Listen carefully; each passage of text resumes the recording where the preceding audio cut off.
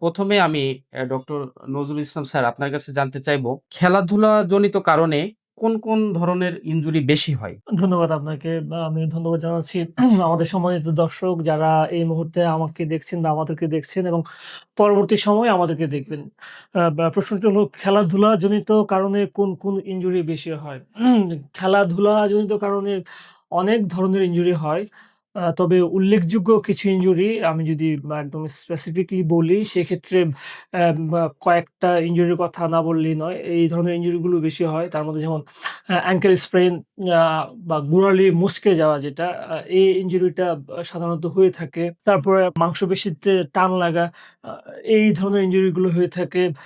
Ligament injury সেক্ষেত্রে ACL, PCL, MCL, LCL এই ধরনের ইনজুরি গুলো অনেক ক্ষেত্রে হয়ে থাকে এবং আ এদের মধ্যে উল্লেখযোগ্য এসিএল ইনজুরিটা সবচেয়ে বেশি হয় বা আমরা এই ধরনের রুগী বা পেশেন্ট বেশি পেয়ে থাকি। আ মেনিসকাস ইনজুরির পেশেন্টও হয় বা মেনিসকাসটাও ইনজুরি হয়। অর্থাৎ হাঁটুর যে কার্টিলেজ আঘাতপ্রাপ্ত হয়। মেনিসকাস ইনজুরিও হয়।